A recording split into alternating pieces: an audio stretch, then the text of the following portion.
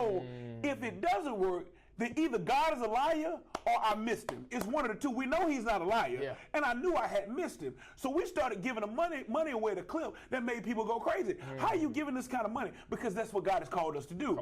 I have the audacity to give. Now, what did that mean? That meant we couldn't build a building as fast as we wanted to, but that's okay because I want to build people, not buildings. What did that mean? That means I can't take the type of saddle that most pastors take, but I'm not building my kingdom, I'm building his kingdom. So it is okay for me to have the audacity to do things extraordinary in an ordinary world. And so when you understand who you are, what's on your menu, you have the audacity to serve things that everybody else can't serve.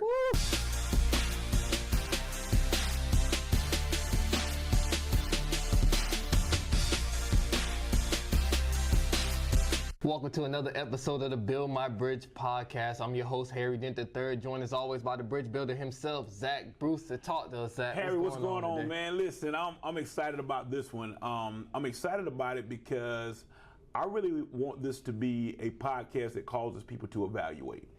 I think evaluation is extremely important because when I know who I am and what I offer, it changes how I approach the world. So the question today is, what's on your menu?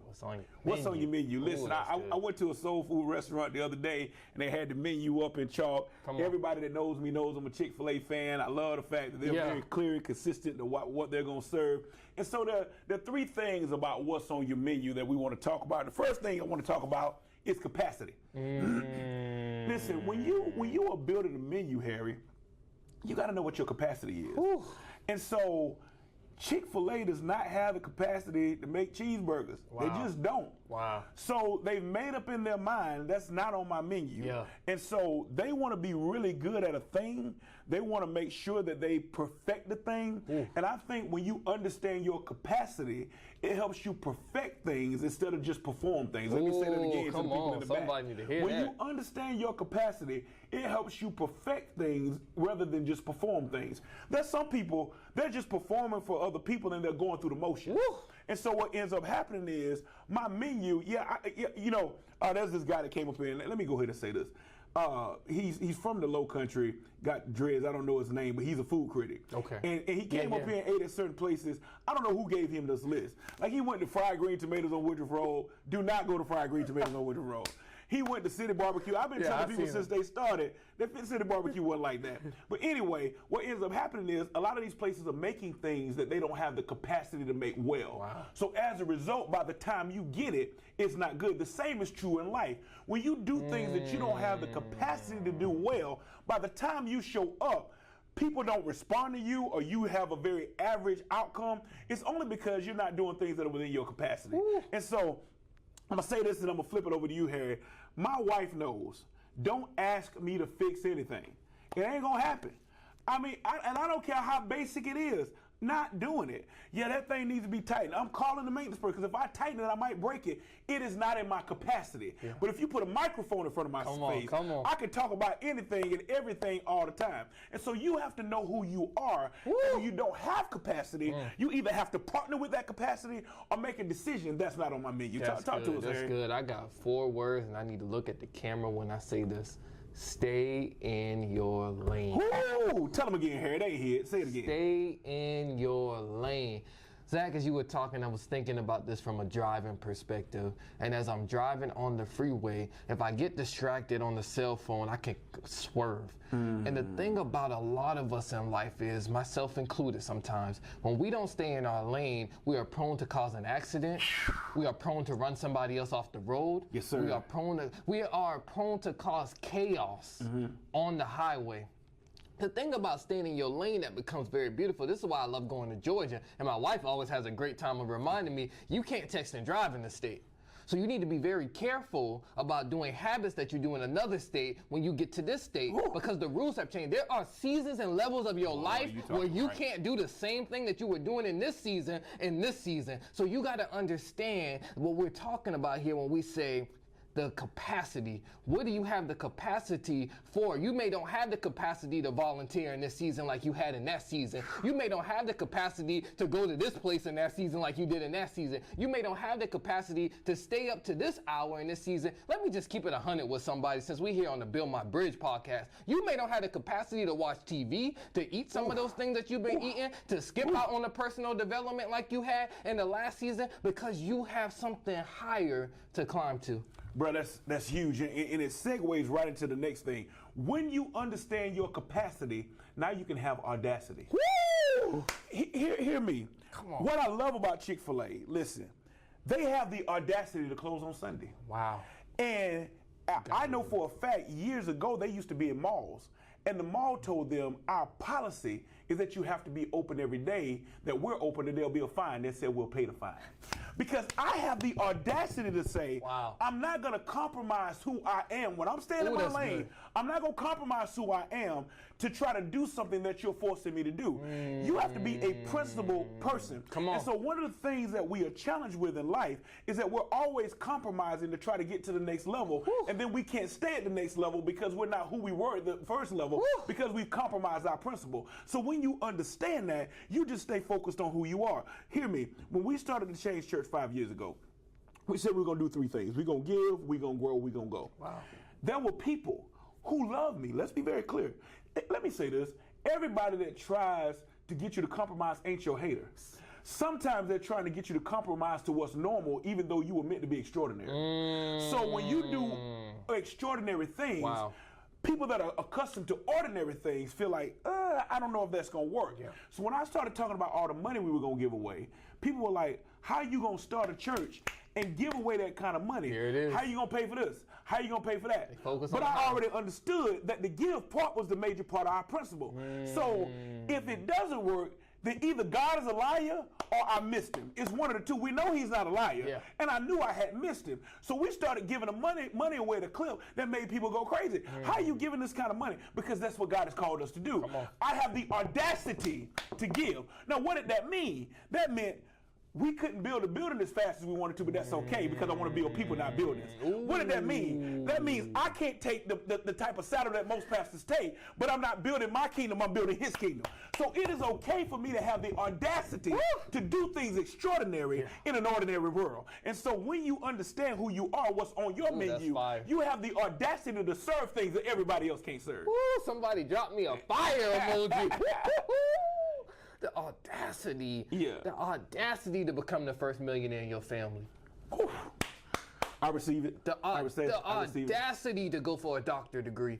The audacity to go back to college even when nobody in your family ever went to college. I want to speak to some people who are facing some generational things that's about to be broken in their life. The audacity to write 10 books. I mean, the audacity. Come on, somebody. The audacity to see yourself on a stage ministering and talking to people that's going to change their lives forever. The audacity to start a podcast that's going to bring impact to people's lives. The audacity to motivate people even when you're going through your own challenges yourself. Yeah. The audacity to go into another marriage even after experiencing divorce. The audacity to get married even if all you've seen was divorce growing up. I mean, I want to just talk to somebody and let you know what audacity feels like. The audacity, it has to come with you taking the limits off. There is no limits. I want to say this to the camera because I need for somebody to receive this in their spirit.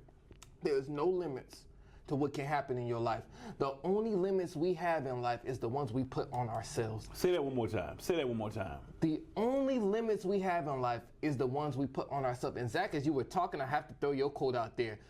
The only thing I heard people were asking you was how. Did anybody once ask you what you always tell me? You focus on the who. Nobody asked me that. Nobody asked me that. Come on. Everybody was talking about how. It's the same letters in reverse order. And I'm living in that season. To me, that's going to be a perpetual season.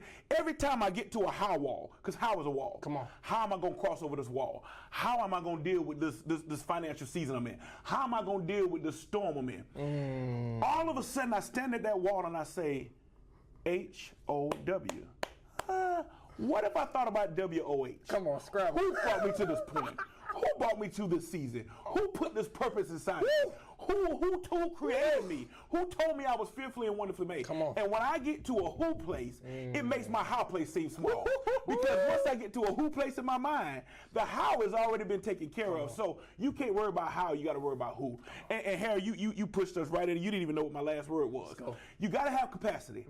You got to have audacity. Yes, sir. And when you get to challenging places, you got to have tenacity. Ooh. We don't talk enough about tenacity. Tenacity is this relentless nature of pushing through no matter what's standing in front of you. And I suggest that tenacity starts here. Yes, sir. And then it can impact there. What ends up happening is when I don't have the tenacity to keep going, I let everything out here affect what's going on in here. But when I've already planned for problems, and I've already prepared for pain. Come on.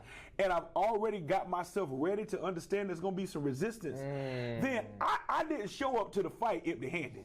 I showed up knowing it was going to be a fight. When you say, Harry, the things you just said, I'm going to be the first millionaire in my family, you think that's going to be easy? Woo! When you say I'm going to be the first in my family to get 2 degrees, 3 degrees, you think that's going to be easy? No, sir. When you say you're going to be the first person to do whatever that first thing is, it ain't going to be easy when you're breaking a curse.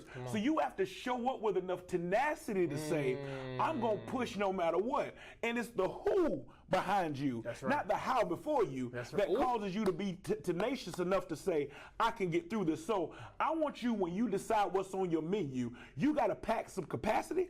You got to pack some audacity, but don't leave home without your tenacity, because there will be problems. Let me go ahead and say this to you. There will be problems. There will be disappointments. There will be times where you're questioning you. Let me talk about the people that question them. Don't be ashamed to question yourself. Wow. There has been moments in my life where I question my gifts, I question my talents, I question my decisions, I question my next move, I question my last move, I question who I let leave me, I question who I didn't hold on to tight enough, I question who talked bad about me, I question whether they were right when they talked bad about me, I question what I saw in the mirror, I question if I really believed the stuff I was even saying out loud. Don't be afraid to question yourself, but that builds your tenacity, because once you question yourself and you build the confidence to say yes to you and yes to those things that you know that are in you and yes to those things that you know that God has called you to, then all of a sudden you got enough tenacity to face anything. Listen, I have some people that are close to me, and I'm gonna flip it to you to end this, Harry. I have some people that are close to me that say, you always seem so unbothered. I want you to understand it's not an act. It's not an act, it's not a facade. The reason that I'm unbothered, because you will never challenge me more than I challenge me. Let me say that again to the people back. You will never challenge me more than I challenge me. I've already questioned me and came back with a yes. I've already beat me up and came back fighting. I've already dealt with the person in the mirror and told him, you're bigger than what you're facing. So the reason I'm unbothered, because you can't question me and challenge me more than I question me. And when you question yourself and you come back with a yes, you had a tenacity to face anything you're going up against.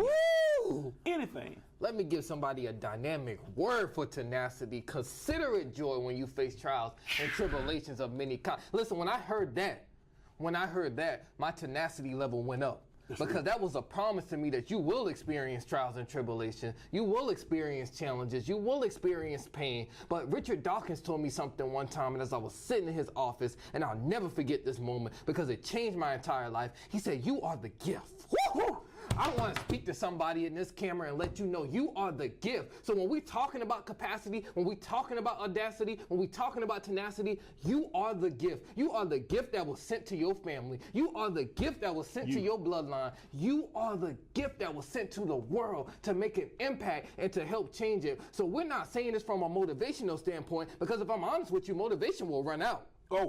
Motivation will run out. It will run out. You'll get tired. You will get tired. But what do you do when motivation runs out? I remember Jeremy Anderson was live and he was talking about this one time, and he said, when motivation runs out, then your why got to show up. Oh! Come on. Ooh, say that one more time. When motivation runs out, your why got to show up. Your dedication has to show up. Your worship got to show up. There's some things that's going to have to show up when that motivation runs out. So when you understand you are the gift and you do that internal work and you know what's coming from the inside, inside, then there is nothing, tenacity, there's no challenge, there's no adversity, there's no affliction that will get in your way that you can't say that I'm grateful for this. I'm grateful that it happened to me. I'm grateful that I'm the one going through it. Because if I'm honest with it sometimes, there are some people who don't even want this seat. They look at my life, they see what I have, they see what I'm doing, and they say I want to be there. If only you knew. And I'm about to get out of here, Zach, but I got to tell you what Pastor Mike Jr. said one time. He was talking about having license, and he told everybody to raise their hand in the church if they have a license. And then he said, well, put your hands down, and I need to know who has the CDL license. And what his point was look at the people with the CDL license. Because in times in life, there are a lot of us with CDL license and there are a lot of people with standard license. But the CDL license requires more weight that has to be carried. You got to understand in your life, be very careful of looking at certain people. You don't know if they're carrying a CDL license. And the thing that always grabs my attention about 18-wheeler trucks, we don't know what the load is on that truck. So we don't know I don't know what the load is in your life, Zach. People don't know what the load is in my life. They don't know what we're truly carrying. And I'm not just talking about carrying problems and carrying challenges. I'm talking about this anointing that we carry. I'm talking about the atmosphere shifting that we carry. I'm talking about the life impact that we're carrying. So when you think about being the gift, your tenacity, your capacity, and your audacity will allow you to overcome anything that sets your way. I got nothing else to say. Build My Bridge, masterclass, sign up. I'm going to drop Harris Mike for him. Y'all have a good day. We'll see you next time.